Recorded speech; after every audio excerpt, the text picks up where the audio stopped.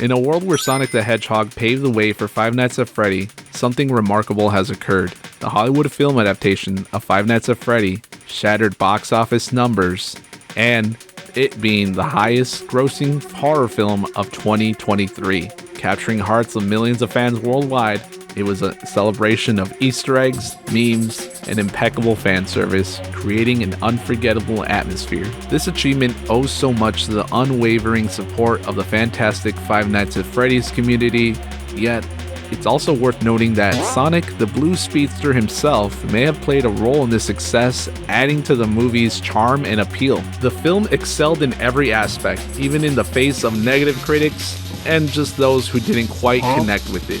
Let's delve into the incredible journey of how Sonic the Hedgehog broke the video game adaptation curse, especially in the realm of Five Nights at Freddy's. Before I get any further, make sure to hit the like and subscribe button. I know nearly 90% of you watching this aren't even subscribed. Be sure to follow me on social medias right here. Join the Discord down below. And thanks everybody for the support. Now, let's get on to the video. There's a lot to cover in this video, so I'm going to go as briefly and as quick as possible, but not too quick, but just give you enough info, if that makes any sense. We're going to look at Sonic and video game movie adaptations, which led into his debut film that, like I said, had many delays, but in my opinion, it was worth the delay. It single-handedly broke the movie video game curse that the internet says is real. My obsession with movies and video games led me down this rabbit hole. Basically, I grew up watching Sonic X. I could basically talk my ass off about Sonic the Hedgehog and movies, well, especially video game movie adaptations for a good while, so this is where that video ended up. Let's get started with our boy Sonic the Hedgehog back in 1991. Sonic bursted onto the gaming scene in 1991 and eventually would get 2 sequels as well later on in a couple of years. But even beyond video games, he ended up having a very popular cartoon series produced by featuring the voice of Jaleel White, aka Steve Urkel, aka the dude from Big Fat Liar. But it wasn't until 1993 that Hollywood was venturing into the world of video game adaptation. I'm not talking about Sonic yet. No, that's a couple more years down the road. Let's not get too ahead of ourselves. I know we're excited. Not yet. The Super Mario Brothers movie. The live-action movie starring Bob Hoskins, R.I.P., and John Leguizamo, an Englishman and a Colombian, playing 2 Italian plumbers from Brooklyn. Mamma mia, what a surprise casting, but hey, that's Hollywood for you. What emerged from after the movie was just a bunch of mess. It didn't do so well in the box office, and a bunch of fans were very angry of what the final result was of the movie. Of course, they had a couple of Easter eggs here and there, but not enough to just justify the wackiness and over-the-top Blade Runner style movie that we ended up getting, which a lot of people hated. And even the lead actors didn't like, because there were so many script rewrites and cuts during the time, to the point where they didn't even know what movie they were making at that point. Let this be a sole example to Hollywood on how not to adapt a video game movie to the big screen, and leaving out a bunch of the source material and just picking and choosing what you want to include in the movie. Following the unique cinematic journey, the world of video game to film adaptation showed signs of improvement with the 1995 release of Mortal Kombat. The movie, not the game. It was a complete package featuring its distinctive CGI effects and an intense 90s EDM soundtrack that still resonates today. The film offered a different experience altogether, with some notably well-executed fight scenes, a killer soundtrack like I mentioned before, and a very somewhat different story for its time. While it may not be the pinnacle of video game adaptations, it certainly got some aspects right, even though it fell short in others. 2 years later though, in 1997, we were served with the lukewarm sequel, Mortal Kombat Annihilation. The next big hype video game to movie adaptation came out in 2001 with Lara Croft, Tomb Raider, starring Angelina Jolie. It had expensive marketing and a decent budget, debuting at number 1 at the box office. A sequel followed in 2003, but unlike the first movie, the sequel debuted at number 4 at the box office, making less money than the original. The 2000s were just getting filled with Tomb Raiders. There was also Resident Evil. Resident Evil in 2002 did so well at the time, it became the blueprint for adapting video games into movies. In total, the Resident Evil movies from 2002 to 2017 made over $1.2 billion at the box office alone. None of these movies had any significant canon connections to the video games, but aside from a few good references and name drops, they didn't follow any of the video game's storyline. Kind of their own universe thing, which was its good thing, but could have benefited if it followed a bit more of the video game adaptation. But still, pulled in billions amounts of money that people still enjoyed and went to go see every year. I love the Resident Evil movies as their own separate thing from the video game, but the OG 1998 video game will just definitely hold a special place in my heart. Within all the Resident Evil movies, there were a handful of video game adaptations that quite didn't receive the love that they deserved. Some were aimed at the wrong audience, while others were just doomed from the start, like those directed by German filmmaker Uwe Boll. I'm not sure I pronounced his name right, but you can look him up. He's basically responsible for some of the worst video game movies of all time, including but not limited to House of the Dead, Alone in the Dark, Blood Rain. In 2005, Doom starring Carl Urban and Dwayne "The Rock" Johnson, The Rock, was released as an action alien invasion movie. It was a decent movie for its time being, with impressive visuals provided by Stan Winston's company. The film ended up being a financial loss for Universal. Ouch, that sucks. In 2006, Sony Pictures released Silent Hill, which received many good reviews and made well over its budget. But it wasn't until 2012 that we saw a non-sequel to the 2006 Silent Hill movie, which did worse than the box office. However, as of 2022 last year, there has been talks about a new film being released in theaters. I love the 2006 Silent Hill movie. I still watch it from time to time. It definitely gives Silent 2 vibes, which I have to say is one of the best Silent Hill games of all time. Don't bother watching the 2012 sequel of it, because there was just so much 3D thrown into it for the sake of just having 3D, so don't watch that, please. In 2008, Rockstar Games turned their noir action game Max Payne into a Hollywood adaptation starring Mark Wahlberg. It wasn't well received by fans or critics and is often forgot about. In 2007, we also got the first adaptation of the Hitman video game, not to be confused with the reboot that came out in 2015 under the name Agent 47. It also didn't perform well at the box office. Hollywood was struggling to understand how to market and how to shoot a decent video game adaptation. 2010 brought us Walt Disney's Prince of Persia: The Sands of Time, based on one of the most iconic video games of all time. The movie was worth a watch, but not enough for a sequel to be greenlit. It cost Disney almost $136.4 million in losses. This could have been the next Pirates of the Caribbean franchise levels a sequel if it just did better at the box office. In 2014, we saw the release of Need for Speed the movie, starring Aaron Paul, famously known for his role in Breaking Bad. This was during the height of Breaking Bad's popularity. The movie opened in third place at the box office and didn't meet the expectations of EA and Touchstone Pictures.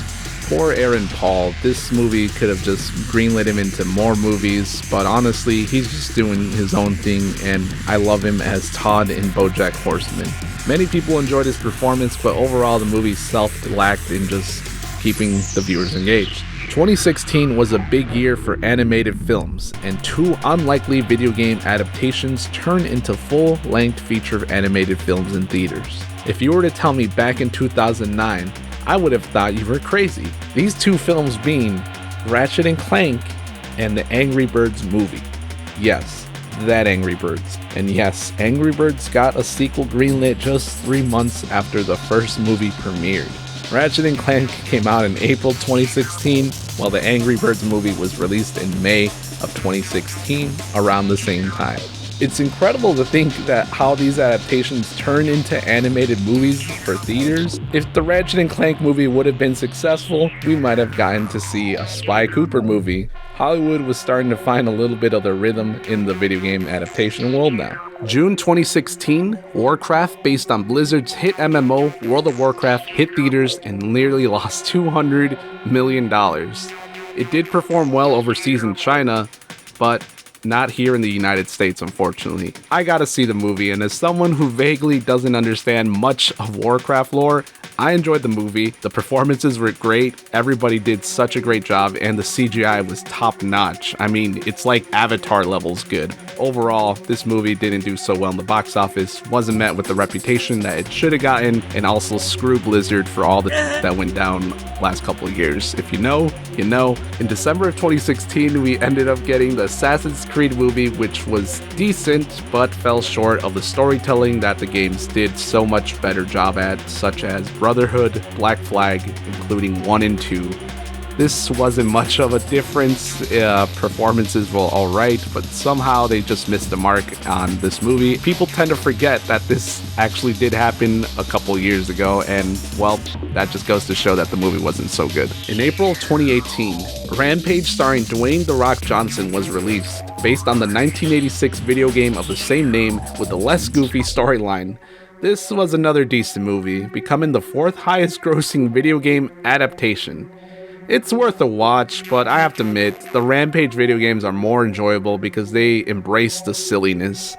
Tomb Raider was released in 2018, which was the remake from Angelina Jolie's.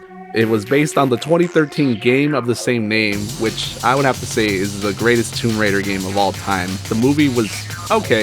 In 2019, 2 significant releases hit the screen: the Angry Birds movie 2 and the big one, Pokemon Detective Pikachu.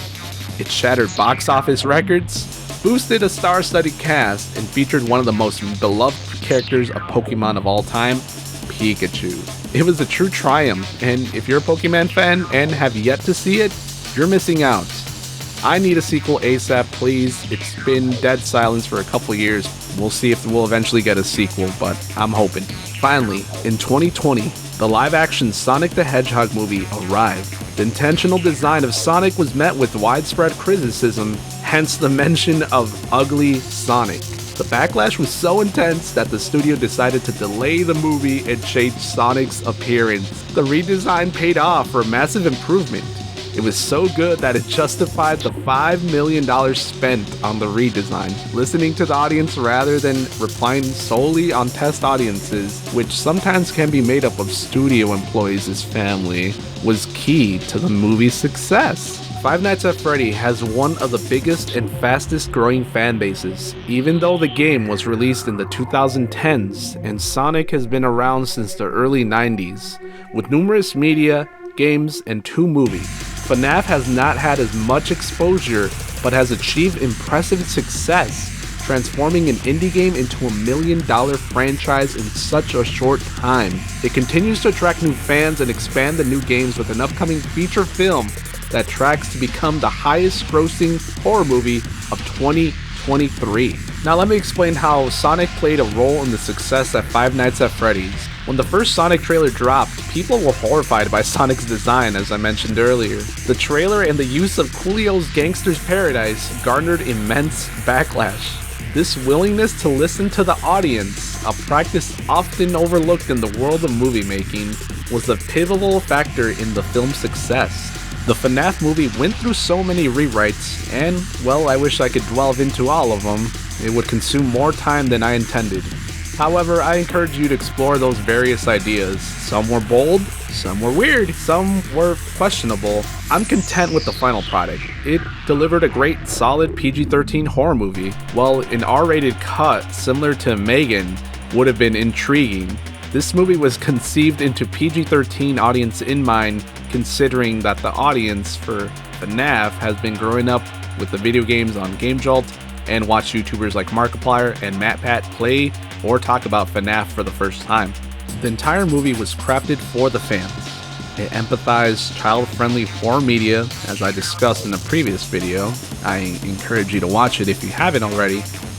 It was done exponentially well, and despite the critical scores, audiences flocked to theaters. Even with the day 1 release on streaming service, people chose the full theatrical experience. The strong connection with the audience, fan service, and community involvement all in the film led to its success. This phenomenon parallels what happened with the Super Mario Bros. Animated movie. Sonic the Hedgehog led the way, proving that listening to fans and creating a sequel with expanded universes and character development could captivate both new an old fan. While it left some questions unanswered, it sets the stage for a potential sequel and even a trilogy if all goes well. The journey to FNAF's success was marked by trial and error, without a clear understanding of the fanbase's desire and feedback. The movie could have turned out vastly different from its video game counterpart. I'm certain the team at Blumhouse took lessons from the mistakes made by Paramount and Sega with the Sonic movie and how they improved with the sequel. They learned what resonated with audiences and what drew them to theaters. Sonic's success is breaking the video game movie curse, paved the way for Super Mario and FNAF to thrive. It's possible to adapt a video game to Hollywood with the right team and a deep understanding of the source material, or not to do any of that and have your movie flop. I'm excited to see what the future holds for more video game adaptations. There's so many untold stories waiting to be explored, and adaptations that have improved significantly. Mark my words, we're going to get a surge of great adaptations, setting box office records, and we're making the fans real winners. Come on, Hollywood. I'm still waiting for a live-action Crazy Taxi movie. It's a dream, but who knows? Even a GTA movie could work if it's done right. What's your take on this? Did Sonic help break the video game movie adaptation curse? Or was there another movie that you think made it happen? Share your thoughts with the comments below. Thanks for watching, everybody. Don't forget to like, comment, and subscribe. Stay tuned for more videos. Follow me on social media. Don't forget to join the Discord. And I will see you guys next time. Thanks for stopping by.